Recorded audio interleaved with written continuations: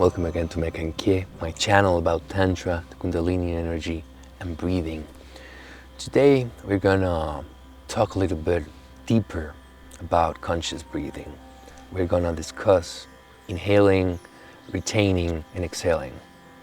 Because this is the most important thing when we do conscious breathing.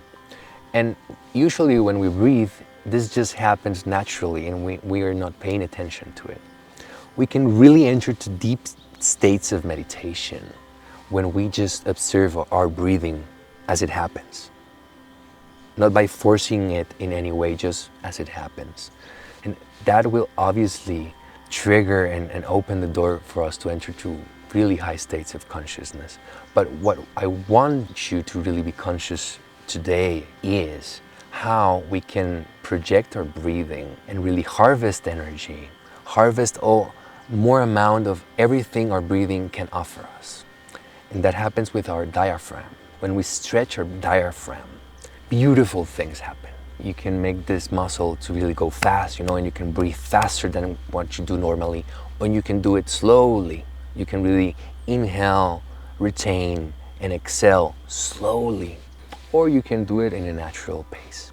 However, when we stretch all these mechanisms, at the end, what we encounter is a lot of energy that is there for us to use in any way possible. For us to meditate, for us to do exercise or move or create, live our life. Because that's what life energy is.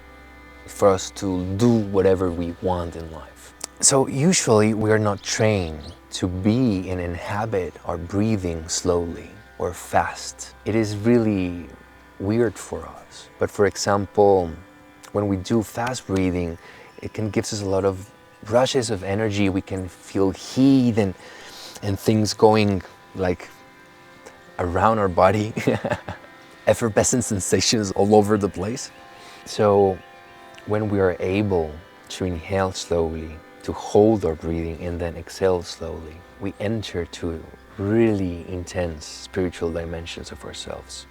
That energy that arises opens the door for us to go to new places of ourselves, things that we need to discover or learn. But usually when we do all this, our mind feels frustrated or wants to stop or feels afraid because a lot of weird sensations and emotions start to emerge. And it's normal that we can feel afraid to do very intense breathing projections because internally we know it is the only thing we have to our disposal that can put our mind in its place. And that's the most important thing we have, really, in our hands, in our control, to put the mind in its place because our mind goes all over the place. So that's why we learn to do conscious breathing, to stretch the diaphragm, to contain the air for a minute and not feel that we are drowning, that we need air, just retaining air comfortably, in total well-being, feeling rejoice, and doing whatever you want to do in that moment. If you want to connect to God, if you want to write, you want to create, do it. You want to make love, do it. This life is for you to enjoy, for you to connect to it from your true intention. So breathing is a very important moment for us to do all this. That's why we also do conscious breathing and we train every day how to control that breathing. We open a space every day for us to stretch that. If we do exercise, it's very, very important we do this before exercising. It will change the whole experience. It will be another thing. Our life will be another thing if we do this. If we wake up in the morning and we do 10 minutes of breath work, of conscious breathing, and we stretch our diaphragm and we do fast breathing and then we do it slow, right? Beautiful things happen. So it's very important to learn how to retain the air. Usually we don't know how to retain the air. The most important thing we should learn how to retain the air and learn how to push the air to different parts of our torso, right? We can push it, for example, to our solar plexus. It's like making a massage with the air we have inside, and we push it to different parts of our torso, and different things happen. And for example, we can also retain the air not pushing outside, but inwards. And that's also a way of retaining. And when we move, when we are full of air, or in the opposite case, when we move and we are retaining with no air inside, things happen. When we stretch full of air, and then when we stretch with not a single drop of air inside, things happen. So the exercise we're going to do today works out these three: our inhalation, our retention, and exhalation. But also we're going to work our torso, our spine, our head. This is an exercise that will help us to correct our posture, that will bring a lot of well-being to our spine. The most important thing of Tantra, obviously beyond our breathing and getting vital energy, it's our spine, definitely. Giving love and well-being to it requires a lot of patience, a lot of levels in it. So you need to really be careful, because you can really harm yourself, and will be a definite harm for your life. So all the exercise you do with your spine must be very, very cautious. And when you bend your spine in a way or in another, you do it until your limit. When you find your limit, that's where you stop. And you keep progressing upon that until it grows and it grows and it grows, and you can go further and stretch even further. But don't force it. The idea is not to force it. However, this exercise implies a lot of intention. It's not that you're going to force yourself to a posture that will kill you, but it's the intention of how you contain your posture, how you inhabit your posture, how you stay there for a minute and then you change and stay there. You inhabit that posture. You inhabit that moment of the breathing and you stay there. So that's what I'm going to do. I'm going to guide you in that exercise. And I hope you enjoy it, so you can learn how to project all the steps of the breathing, inhaling, retaining, and exhaling, but also projecting it to movements in a way that can catapult high states of consciousness. That's what we want. So let's begin, and I hope you enjoyed this exercise. Thank you for being here. So please find a comfortable place where you won't harm yourself. This exercise has 3 postures. The first posture, we're going to push our shoulders in front. We're going to push in our belly, inward with no air inside. And we're going to let go of our head. So we stay there, totally relax. And then we take a deep breath until we are full of air inside. We put our shoulders back and we put our head back and we hold there. That's the second posture.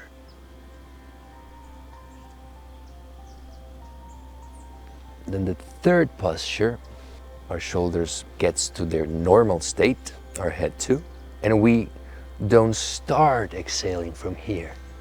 We get until the third posture, retaining, and we stay in the third posture, retaining the air for a bit.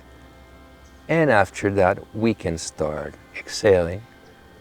And the end of the exhalation, we ended up in the first posture. So we put our shoulders in front, we push inward our belly, and we let our head fall in front of us. Totally relaxed and empty of air. And we repeat.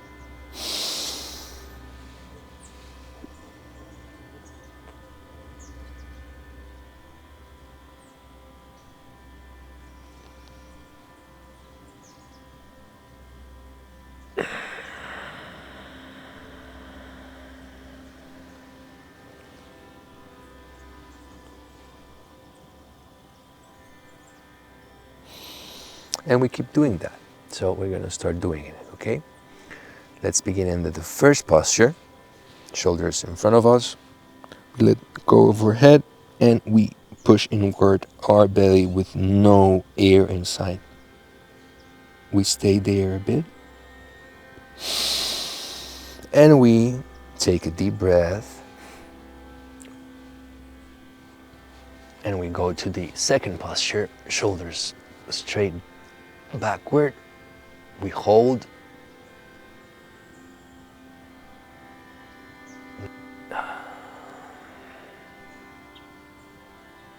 We go to the third posture, and we end up in the first one with no air in our belly.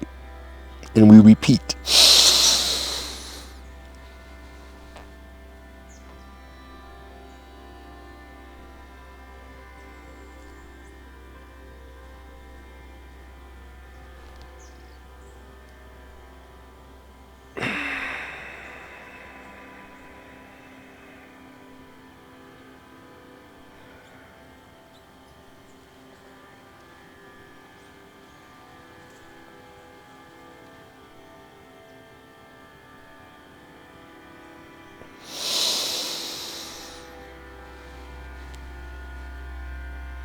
The second posture, it's totally contracted.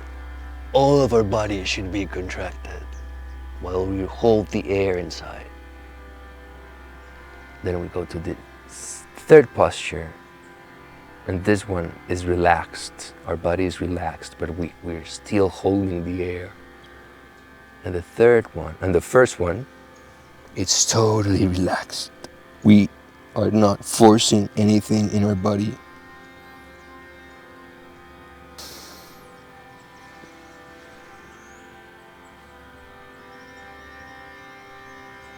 So what happens here is that we are locking this part of our shoulders. We are locking them and holding the air. We are locking our head also in that position.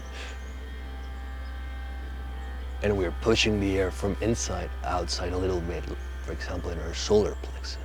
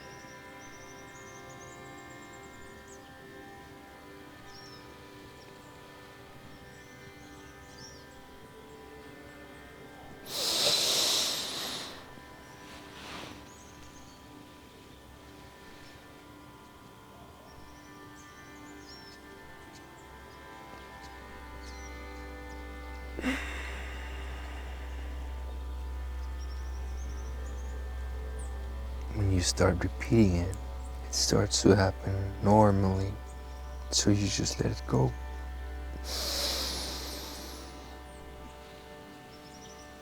And you get trapped in the cycle, and it grows, and it grows.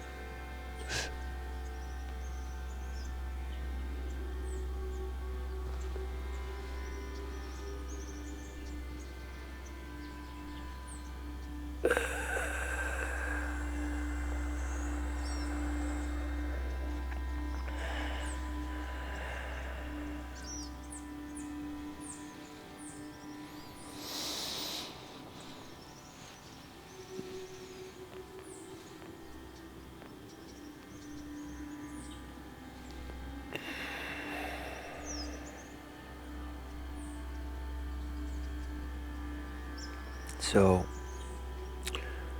try when you do this exercise to stay a little bit more in each posture. So you try to inhabit each one of them more and more and more until you stay there minutes. At the beginning it's difficult. If you stay here, for example, doing this exercise for an hour or 2 hours, you may start in that single session opening your gate to be able to breathe comfortably in this weird, not natural patterns, but that are very indispensable and important for us to catapult our energy to its maximum capacity. That's pretty much it.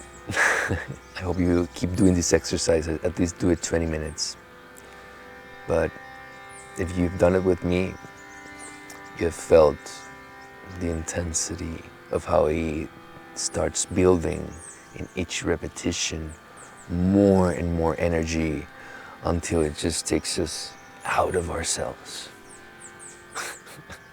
So I've been doing this exercise in the Spanish version and the English version, and I want to get in the floor and get a nap. But it feels beautiful. So the most important thing is feeling this well-being, It's this neutral state of yourself that you awaken with these exercises. You can do this everywhere, every time. This is an exercise for everyone, okay?